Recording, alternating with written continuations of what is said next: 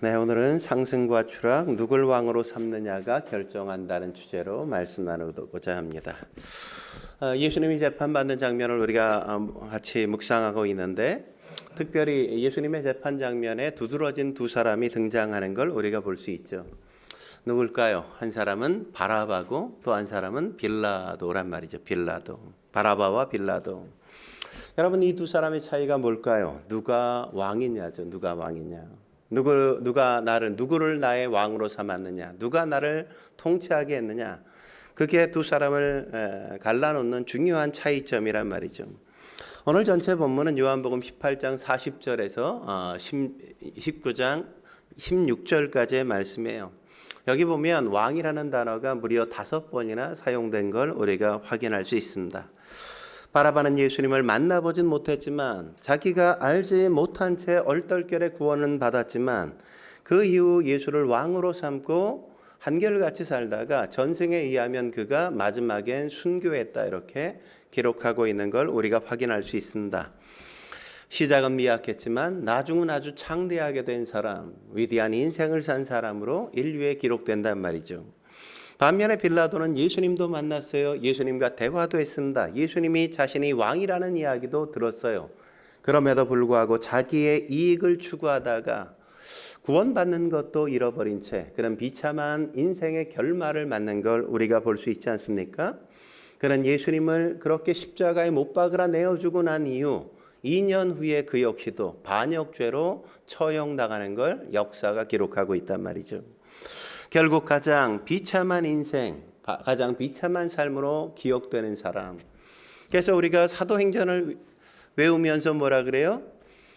빌라도에게 고난을 받으사 십자가에 죽으시고. 그러니까 인류 사람들이 다 기억하는 게 뭐예요? 저주받은 인물로 우리가 빌라도를 기억하잖아요.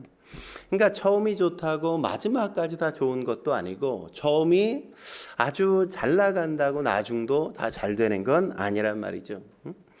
언제나 바뀔 수 있다는 겁니다. 바다마처럼 바닥에서 시작해 상승하는 인생이 있는가 하면 빌라도처럼 정상에서 시작해 끊임없는 추락을 하는 인생 역시 있다는 걸 우리가 확인할 수 있죠. 그걸 결정하는 게 뭡니까? 누굴 왕으로 삼느냐 이거죠. 누가 내 인생의 주인으로 삼느냐, 이게 그걸 결정한단 말이죠. 저는 저와 여러분들이 추락하는 인생이 아니라 끊임없이 상승하는 인생 살 수 있길 주의 이름으로 축원합니다. 그렇다면 우리가 살피는 두 인물, 첫째 바라바입니다. 바라바는 어떤 사람입니까? 마태복음 15장 7절에 보면 밀란을 꾸미고 그 밀란 중에 살인까지 저지른 인물이다, 이렇게 기록하고 있는 걸 우리가 볼 수 있죠. 바라바는 아마 그 당시에 열심당원이었습니다. 지금으로 말하면 우리나라 독립투사와 같은 역할을 했던 게 바로 바라바였단 말이죠. 그러니까 민중봉기를 일으키고 무장봉기를 일으키다 보니까 그는 뭐까지 저질러요? 살인까지 저지르는 자리까지 나아갔단 말이죠.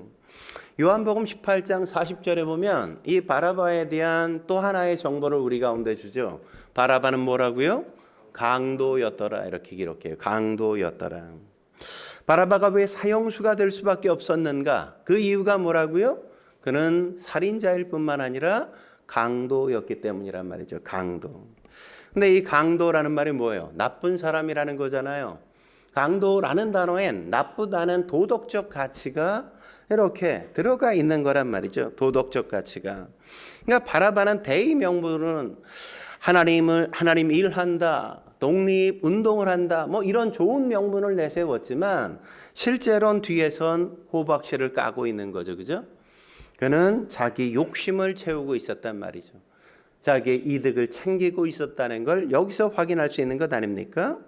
우리도 그런 장면들 많이 보잖아요. 대의 명분은 너무 좋아. 진짜 좋은 일을 해. 근데 뒤론 해먹을 거 다 해먹는 사람들. 그런 사람들이 얼마나 많습니까? 그게 바로 뭐예요? 인간이라고요, 인간. 대단한 척 하지만 실제로는 속물인 게 대부분의 인간의 모습이라고 이야기할 수 있지 않습니까? 뭐예요? 바라바의 이야기는 다 내 얘기란 말이죠. 우리 얘기라는 겁니다. 바라바는 죽음을 앞둔 사형수였기 때문에 그래서 죽음의 공포에 휩싸여 있었고 시달려야만 했단 말이죠. 그런데 어느 날 갑자기 이유도 모른 채 석방 이러는 겁니다. 이건 뭐야? 아마 얼마나 놀랬을까요? 기쁘기도 하고 놀랍기도 하고. 사실 바라바라는 이름의 뜻이 뭔지 아십니까? 바라바라는 뜻은 아버지의 아들 이런 뜻이에요. 아버지의 아들. 아들의 사람의 이름을 아버지의 아들 이렇게 이름을 짓는 게 가능해요? 불가능하잖아요. 어떻게 아버지의 아들이라고 이름을 줘요? 그러니까 성경학자들은 이걸 해석하기를 성경이 이 사람을 바라바라고 아버지의 아들이라고 이름을 지어놓은 것은 모든 사람이 바라바가 나라고 인식할 수 있도록 그렇게 이름을 명한 것이라고 지어놓은 것이라고 그렇게 해석한단 말이죠. 그런데 이 바라바가 나중에 알고 봤더니 예수님이 자기가 죽어야 될 죽음을 대신 죽은 거예요. 그러니까 예수님의 십자가의 대속을 최초로 경험한 사람, 십자가의 대속의 첫 번째 수혜자 누가 됐어요? 바라바가 됐어요. 바라바가. 그래서 노벨 문학상을 받은 작가 베르 라게르크 비스트란 사람은 초대교회 자료를 되게 많이 수집했는데 바라바 연구를 되게 많이 한 사람이거든요. 그래서 이 사람이 바라바라는 소설도 쓰고 그걸 영화로도 막 만들었어요. 근데 그분에 의하면 바라바가 풀려나 집에 갔더니 아내가 크리스천이 된 거예요. 아내가 바라바에게 이렇게 얘기한 겁니다. 예수님이 십자가에 죽었기 때문에 당신이 살아난 거야. 그렇기 때문에 이제 당신의 생명은 당신께 아니라 예수님 거야. 이런 거예요. 나중에 아내가 돌에 맞아서 순교를 당하게 됩니다. 그때까지도 막 이게 좀 긴가민가 있는데 바라바가 아내가 그렇게 순교 당하는 장면을 보고 이 사람이 예수를 정확하게 믿기 시작했고 그도 나중엔 예수 믿는 것 때문에 감옥에 가기도 하고 나중엔 순교하는 자리까지 함께 나아갈 수 있었다고 하죠. 여러분 우리도 그렇지 않습니까? 예수님이 날 위해 죽은 거 우리도 몰랐잖아요. 어느 날 친구가 교회 가자 이렇게 끌려와가지고 앉았는데 예수님이 날 위해 죽었다는 사실을 거기서 듣고 예수를 믿게 되고 구원받은 게 우리잖아요. 그래서 우리와 제일 비슷한 인물 성경에 누구다? 바라바라는 거예요. 바라바. 그래서 그 이름을 바라바, 아무개, 아버지의 아들 그렇게 이름을 한 겁니다. 누구나 그게 바로 너야 너 이렇게 알아들을 수 있게 말이죠. 여러분 미션 바라바라는 선교회를 아십니까? 일본의 야쿠자들이 예수를 믿고 회심해서 그들이 선교회를 만들었어요. 그게 미션 바라바예요. 미션 바라바. 이분들이 예수 믿는 운동을 막 벌였는데 20년 전쯤에 책도 나오고 이게 영화로도 만들어지고 막 우리나라 교회에 막 간증도 오고 막 이랬어요. 이런 분들이.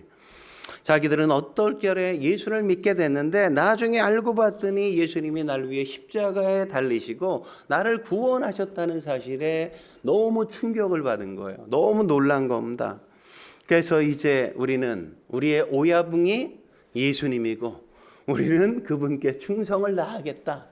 이래서 이분들이 뭘 했냐면 십자가를 크게 만들어 가지고 십자가를 끌고 다니면서 전도해요. 이분들은. 물론 뭐 그냥 십자가가 아니라 밑에 바퀴를 달아서 이렇게 그냥 끌고 다니기 힘드니까 바퀴를 달아서 그렇게 끌고 다니면서 열심히 전도했습니다. 어떤 분은 목사 안수까지 받고 야쿠자가 목사 안수까지 받고 할리 데이비슨 오토바이를 근사하게 타고 다니면서 청소년들에게 막 전도하고 막 이러셨던 분들이에요. 이분들의 메시지의 특징이 뭐냐? 내가 그 바라바다 이거예요. 내가 바라바다. 나는 예전에 깡패짓만 해서 끝장난 인생이었는데 예수님이 나도 모르는 사이 날 위해 십자가에 달려 돌아가시고 나를 죄에서 건져 주셨다는 거죠. 그러니 내가 이 은혜를 어떻게 갚을 수 있는가? 그분들이 예수님께 의리를 지키겠다는 거예요. 예수님을 위해서라면 내가 모든 일을 다 하겠다. 그렇게 나선 사람들이 이 미션 바라바 미션에 속한 사람들입니다. 여러분 성경에 바라봐 어땠습니까? 얼떨결에 예수님을 믿게 됐지만 그 이후 예수님을 따라가는, 계속해서 그 길을 한결같이 걸어가는 인생을 살았잖아요. 그리고 마지막엔 최고의 순교의 자리까지 함께 나아갈 수 있었단 말이죠. 그는 믿음의 경주를 끝까지 다한 겁니다. 그러므로 사랑하는 성도 여러분, 중도에 포기하지 마십시오. 끝까지 가야 하는 겁니다. 우리가 생각하는 끝이 결코 끝은 아니라는 사실을 우리가 기억해야만 합니다. 우린 겉으로 실패하는 것처럼 보이는 것 되게 싫어하잖아요. 그런데 실패가 아니란 말이죠. 여러분, 예수님이 십자가에 달려 돌아가셨다고 실패한 겁니까? 아니잖아요. 그 이후에 다시금 부활하셨을 뿐만 아니라 그로 인해 마귀의 세력을 다 멸하시고 얼마나 많은 사람들을 구원하실 수 있었습니까? 그러니까 놀라운 승리자가 되었잖아요. 우리 인생도 마찬가지라고. 우리 인생도 실패처럼 보이고 십자가에 달린 것처럼 보이고 이제 모든 게 다 끝난 것처럼 보일 때도 있어도 그게 끝은 아닐 수 있다는 사실을 우리는 기억해야만 합니다. 여러분, 체코에 가보면 프라하라는 도시가 있지 않습니까? 거기 광장 중앙에 가보면 자누스 동상이 있어요. 동상이 저렇게 서 있는데 광장이 꽤 커요. 자누스 동상이 저렇게 서 있는데 자누스가 어떤 사람이냐면 프라하 대학의 총장이었어요. 예수를 잘 믿는 목사님이었죠. 이분이 교황의 말이 정답이 아니라 성경 말씀이 정답이다. 우리가 교황의 말을 따르는 게 아니라 우리는 성경 말씀을 따라야 한다. 그러니까 계속해서 로마 교황청과 이렇게 끊임없는 갈등을 일으켰어요. 교황이 엉뚱한 짓하고 엉뚱한 말하고 막 많은 일들을 하니까, 그러니까 이 사람을 뭐 말리고 막 이렇게 하는데도 교황이 그러는데도 안 되니까 나중에 교황이 화형을 시켰어요. 화형을 언도해서 화형을 당하는데, 화형을 당하는 그 자리에서 이분이 지금까지 내가 입으로 증거한 걸 이제 피로써 증명하노라 이러면서 하나님의 말씀에 따라 그는 마지막까지 신앙의 순결을 지키면서 화형을 당하셨단 말이죠. 여러분, 자누스가 화형당했다고 실패한 인생입니까? 아니잖아요. 10년, 100년 후에 어떤 일이 있어요? 이분 때문에 종교개혁의 역사가 가능했단 말이죠. 그러니까 자누스가 없었으면 종교개혁도 없었을 가능성이 굉장히 큰 겁니다. 그리고 이 자누스와 비슷한 시대 때 영국에 존 위클리프라는 분이 계셨어요. 이분이 성경을, 라틴어 성경을 헬라어로, 영어로 번역했어요. 자국어로. 그러다 보니까 그때부터 영어로 성경을 읽기 시작해서 영국이 그래서 성경 때문에 대영 제국이 될 수 있는, 그랬다 사람들은 그렇게 이야기해요. 영국이 대영 제국이 될 수 있었던 건 우리가 자국어로 성경을 읽고 성경 말씀 때문에 사람들의 인생이 변화되어지고 삶이 달라져서 영국이 그렇게 위대한, 해가 지지 않는 나라가 될 수 있었던 거다 그랬단 말이죠. 물론 위클리프도 이 일 때문에 파면당하고 나중엔 화형당하게 되어져요. 화형을 당하게 돼. 하지만 이게 진 겁니까? 진 게 아니잖아요. 그들은 역사 속에 위대한 인물로 영원히 지워지지 않는 기억으로 남게 되어진단 말이죠. 그들은 승리한 인생인 겁니다. 그 승리의 물증이 누구예요? 20세기의 우리란 말이죠. 우리 20세기에 예배를 드리는 우리가 그분들의 유산으로 지금 여기서 함께 예배 드리는 것 아닙니까? 여러분, 겉으로 승리가 반드시 승리가 아니라는 걸 기억하십시오. 미션 바라봐 운동을 했던 사람들도 눈앞의 실패를 실패로 여기지 않았습니다. 내가 죽더라도 이걸 통해 하나님 나라가 이 땅에 확장될 거야. 하나님의 뜻은 결코 이루어지고 말 거야. 뭐 인생 뭐 있어. 한 번 살면 끝인데 잠깐이잖아. 이러면서 그들은 복음을 늘 전했단 말이죠. 천국의 소망을 갖고 뛰는 사람들이 진짜 믿는 리얼 크리스찬인 겁니다. 우리가 두려움에 빠지는 이유가 뭡니까? 이 땅이 전부라고 생각하기 때문 아닙니까? 죽음이 끝이라고 생각하니까 이 땅에 그냥 절절절 매는 거잖아요. 우리가 끝이 아니라고요. 이 땅이 전부가 아니라고요. 이 땅 넘어가 있다는 사실, 그게 비로소 더 진실한, 더 놀라운 영원의 세계라는 걸 우리가 놓치지 말아야만 합니다. 기욤 아폴리네르란 프랑스 시인이 벼랑 끝으로 오라는 시를 쓰지 않았습니까? 굉장히 서사적이죠. 이런 시예요. 벼랑 가까이 오라고 해서 다가갔습니다. 벼랑 끝에 더 가까이 오라고 해서 또 다가갔습니다. 그랬더니 당신은 벼랑 끝에 겨우 발을 붙이고 서 있는 나를 아래로 밀어버렸습니다. 나는 그 벼랑 아래로 떨어졌습니다. 나는 그때까지 내가 날 수 있다는 사실을 모르고 있었습니다. 사람들은 누구나 다 벼랑 끝에 서고 거기서 밀려봐야 비로소 날 수 있다는 사실을 깨닫게 되는 거죠. 그 전까지는 내가 날 수 있다는 사실을 몰라요. 부활이 그런 거 아니에요?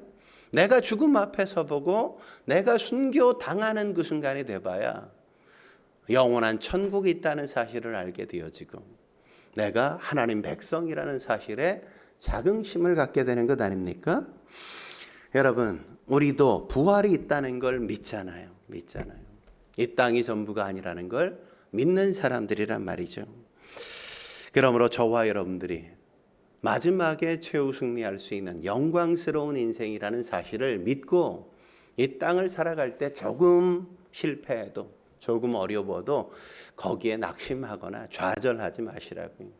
아무것도 아닌 것, 좀 지나가면 되는 건데 거기에 너무 우리의 인생이 걸린 것처럼 그렇게 반응하지 않을 수 있길 주의 이름으로 축원합니다. 두 번째, 빌라도죠. 빌라도는 예수님이 무죄인 걸 알았습니까? 몰랐습니까? 알았단 말이죠. 그래서 본문에 보면 예수님이 무죄라는 걸 3번이나 그가 언급하는 걸 볼 수 있어요. 근데 무죄라면 어떻게 해야 돼? 풀어줘야죠. 근데 안 풀어줘. 무죄라는 걸 알면서도 풀어주진 않아. 요한복음 18장 3절, 정말 무죄라는 걸 알았나? 뭐라 그래요? 나는 그에게서 아무 죄도 찾지 못하였노라. 18장 38절에 저렇게 이야기하고 19장 4절과 6절에도 나는 그에게서 죄를 결코 찾을 수 없다. 이렇게 이야기하는 걸 우리가 확인할 수 있어요.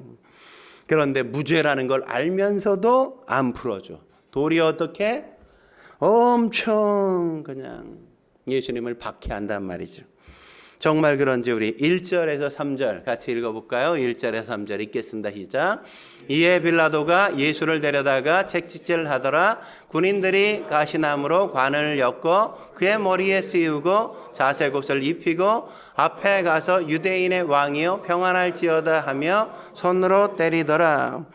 예수님을 어떻게 박해합니까? 첫째, 뭐 했다고요? 채찍질해서 채찍질. 여러분 패션 오브 크라이스트 봤잖아요.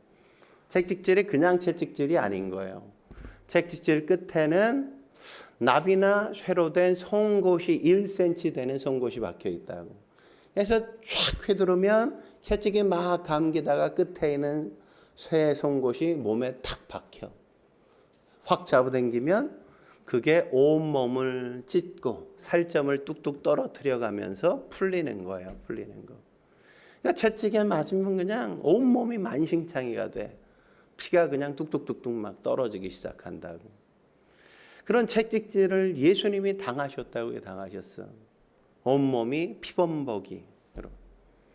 그러니까 패션 오브 크라이스트 그 포스터가 그냥 완전히 형체를 잘 알아보지 못하는. 두 번째 뭘 했습니까? 가시나무로 관을 엮고 씌웠다고요. 우린 가시에 좀 찔려도 뭐 우린 되게 아프다고 막. 오늘 여름이가 와가지고 어제 뭐 물놀이 갔다 왔는데 뭐 물렸다고 가렵다고 막. 우린 그것도 가려워 죽겠는데. 예수님은 가시나무로 관을 만들어서 그냥 억지로 확 그냥 머리에 찔러 눌렀다고.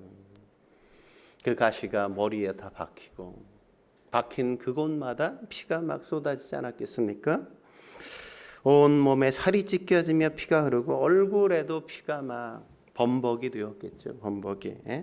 온 몸이 피투성이가 된 겁니다. 그리고 세 번째, 자색옷을 입혔다고 이야기하지 않습니까? 자색옷은 뭐예요? 우리나라로 말하면 용포와 같은 거예요. 누구만 입어? 왕만 입을 수 있는.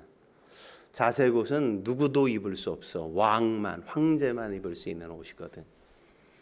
그걸 예수님께 입혔다는 건 뭡니까? 조롱하는 거죠, 조롱. 야, 네가 왕이라며. 그래서 3절에 뭐라 그래요? 유대인의 왕이여 평안할지어다 이런다고. 조롱한 거예요, 조롱한 거. 그리고 네 번째, 군인들이 예수님의 귀시화되기를 가리키죠. 따귀를 막 때려. 따귀를 때린다는 건 뭐예요? 모욕당하는 거죠. 모욕을 당하는 거. 예수님은 이렇게 아주 철저하게 박해를 받고 이 모든 수모를 다 겪었다고요. 다 겪으셨어.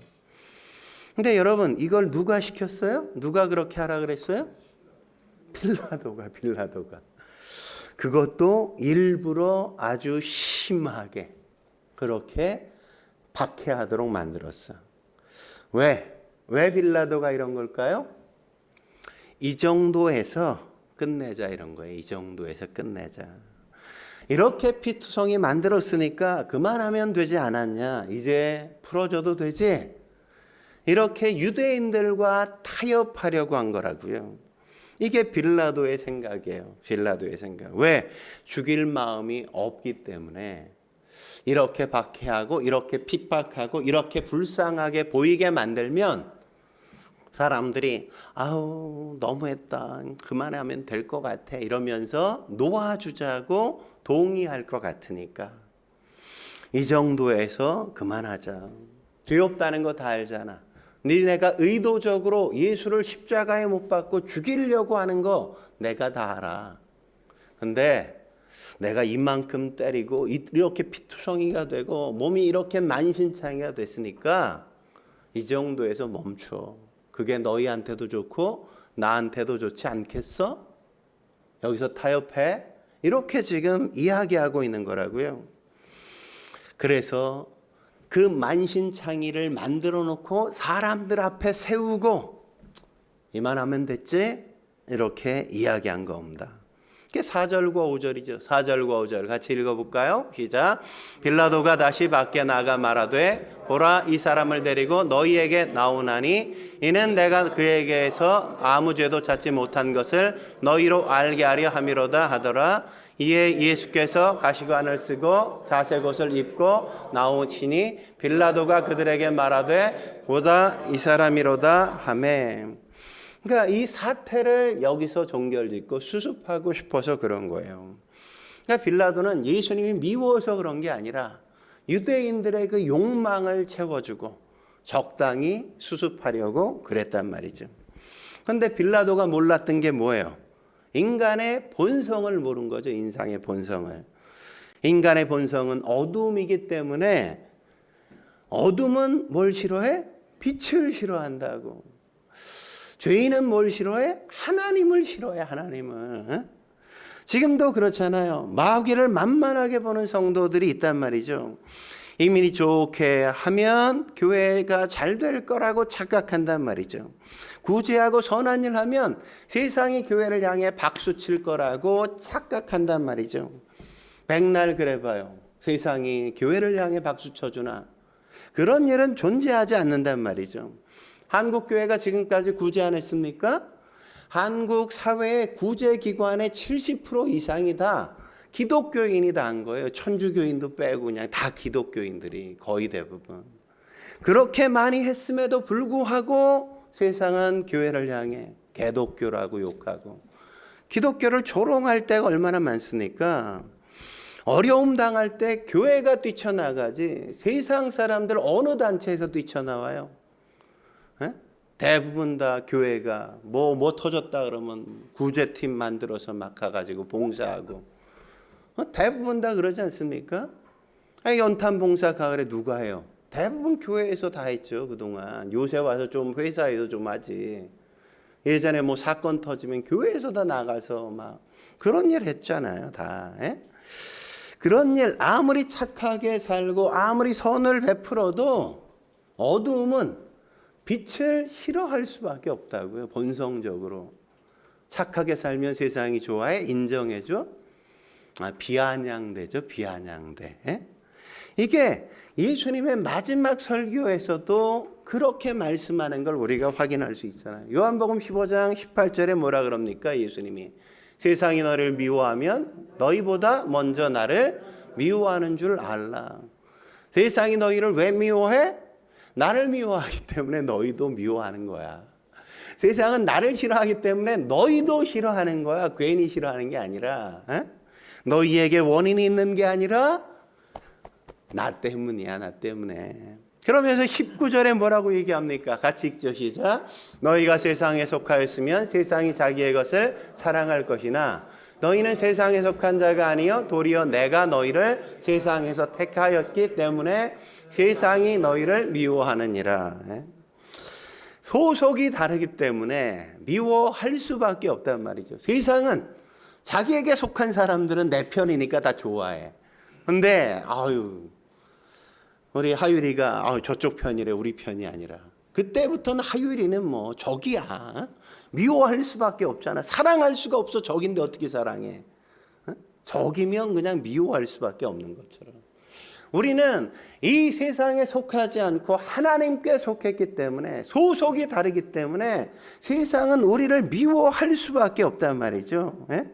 여러분 생각해 보세요. 여러분이 예배 드리면서 뭐 세상 사람들이 손해보는 게 뭐가 있어요? 아무것도 없잖아. 근데 왜 우리가 예배 드리는 거 그렇게 싫어해요? 회식 자리가 있는데 우리가 술 안 먹는다. 예배 가야 된다 그러면 되게 싫어하잖아요. 우리가 예배 드리러 가고 술을 한 잔 안 먹으면 자기네들에게 술 한 잔이 더 갈 거 아니야. 그럼 좋아해야 될 거 아니야. 내가 음료수 먹고 자기들은 술 한 잔 더 먹을 수 있는데 이득인데도 내가 교회 가는 걸 싫어하고 내가 술 안 먹고 음료수 마시는 걸 싫어해. 신들에게 이익인데도 불구하고. 우리가 전도할 때 보태준 거 있습니까? 근데 전도한다 그러면 그냥 싫어하잖아요. 그죠? 굉장히 못마땅해 하잖아요. 우리가 새벽 기도 간다면 잠이나 쳐자지. 뭐하러 새벽 기도는 가? 새벽 기도 나가는데 차 한 번 태워줬어? 교회 가는데? 그런 거 하지도 않으면서 그냥 싫어한다고 싫어해. 왜 그래요? 영적인 싸움인 거예요. 영적인 거.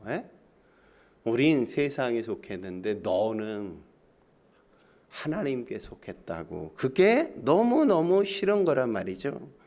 하나님이 미우니까 하나님과 함께하는 모든 게 다 싫어. 기분 나빠. 근데 빌라도가 이걸 모르는 거죠. 모르는 거. 이걸 모르니까 순진하게 생각했어. 그래서 예수님을 이렇게 피투성이 만들면 사람들이 불쌍하게 여기고 막 동정심이 생겨서 이 정도면 그냥 됐어 이렇게 해줄 거라고 착각하고 있는 거란 말이죠. 영적인 싸움엔 결코 중간이 없어요. 이렇게 전쟁 중에 이렇게 휴전하고 이러는 게 없다고. 영적 싸움은 그래요. 그 배후에 뭐가 있어? 마귀가 있기 때문에 그런 겁니다. 그걸 모르는 거죠.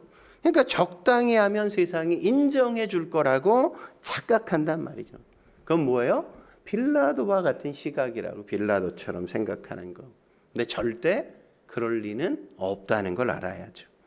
우린 철저하게 예수님과 동행하는 것밖에는 없는 겁니다.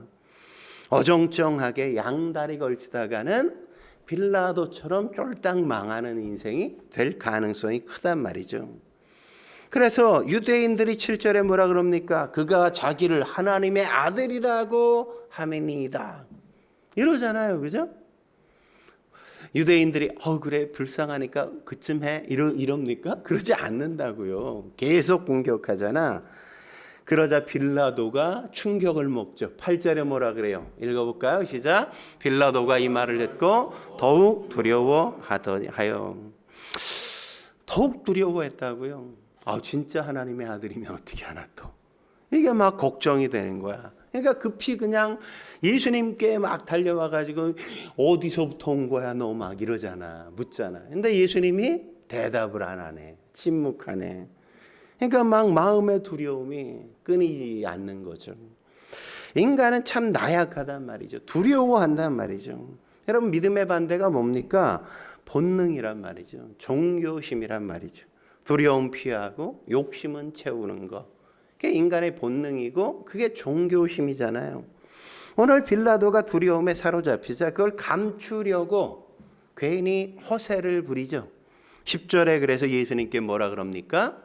내가 너를 놓을 권한도 있고 십자가에 못 박을 권한도 있는 줄 알지 못하느냐 이러면서 엄청 큰 소리 치잖아요. 왜? 쫄은 거, 쫄이 아닌 걸 보여주려고, 내가 안 쫄았던 걸 확인해 주려고. 그러자 예수님이 참 불쌍해 보이니까 침묵을 깨고 한 번은 그의 말을 교정해 주시고 또 한 번은 그를 조금 위로해 주시고 그런다고요. 11절 뭐라고 얘기합니까? 위에서 주시 아니하셨더라면 나를 해할 권한이 없었으리니.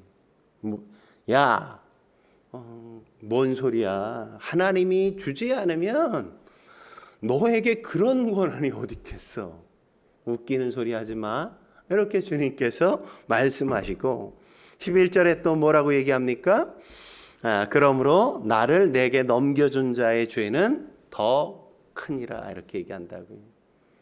야, 나를 너한테 넘겨준 그 인간들의 죄는 엄청난 거야.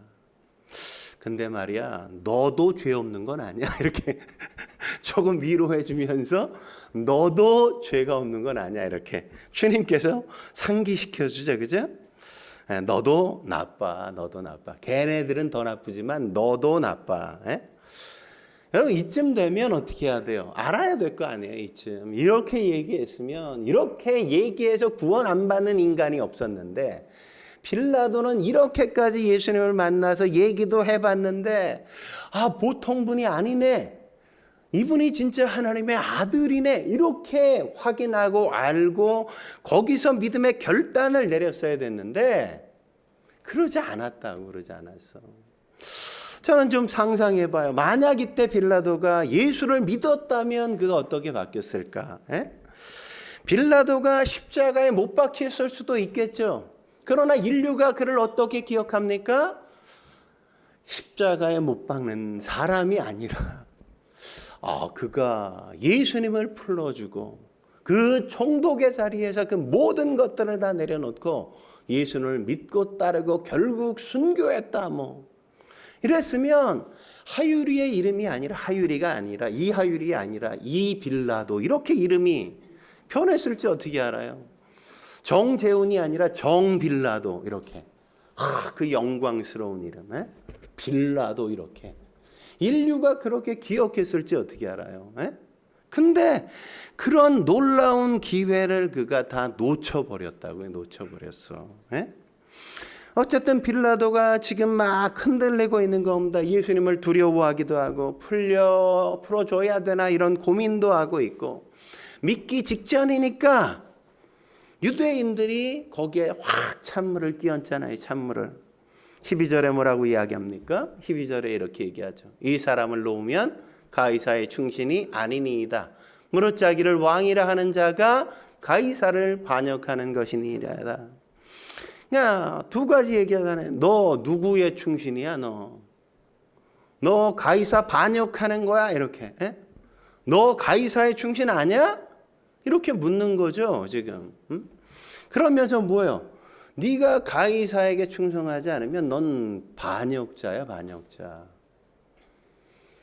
얼마나 두려워요. 자기가 반역자가 되어지면 자기도 사형당하는 거거든요. 우리가 가서 고자질한다, 로마에 찔른다, 황제에게. 너 유대인의 왕으로 예수를 네가 인정했다고 너 반역자라고 우리가 고발해? 이러니까 빌라도가 어떻게 해요? 바로 꼬리를 내리잖아요. 바로 꼬리를 내려. 그럼 죽이자. 데려다 죽여. 이렇게 지금 빌라도가 결정하는 게 16절이죠. 16절 읽겠습니다. 시작. 이에 예수를 십자가에 못 박도록 그들에게 넘겨주니라. 이게 빌라도라고요. 이게 빌라도. 자기의 이익, 자기의 욕심을 버리지 않으니까 믿는 척하면서 빌라도처럼 우리도 결정할 수 있다고요. 욕심에 이끌리면 우리도 그렇게 살 수밖에 없어요. 한순간 예수님을 배반할 수 있어요. 한순간 마귀에게 항복할 수 있다고요. 빌라도가 마음으론 예수님을 동정하고 예수님 때문에 눈물도 흘리고 좋은 말도 많이 해주고 그를 위해주는 척 많이 흔들리기도 했지만 결국 왕을 따르게 돼 있어. 내가 왕으로 생각한 이익을 왕처럼 생각하니까 자기 이익 때문에 예수님을 못 박잖아요. 누가 주인이야 나의? 예수님이 주인이야 내가 나의 주인이야? 우린 결국 주인을 따를 수밖에 없는 존재라고요. 여러분 가짜 뉴스가 되게 많으니까 요새 뭐 많이 합니까? 팩트 체크 많이 하잖아요. 팩트가 되게 중요한 것처럼 그렇게 이 시대가 막 얘기하지 않습니까? 근데 여러분 그런 생각해 보셨어요? 팩트 체크해봐. 백날 해봐. 팩트 체크한다고 따라가? 안 따라가죠. 진실 여부가 중요해요? 아니죠. 내게 불리하면 팩트라 해도 들은 척하지도 않고 팩트가 아니어도 내게 유리하면 계속 그게 진실인 양 사람들에게 끊임없이 얘기하고 다니잖아요. 얘기하고. 그게 무슨 크리스천이야? 크리스천이면 진리를 따라가야 될 거 아니에요. 진리가 아니면 그냥 입 쳐닫고 있어야 정상 아니에요? 최소한?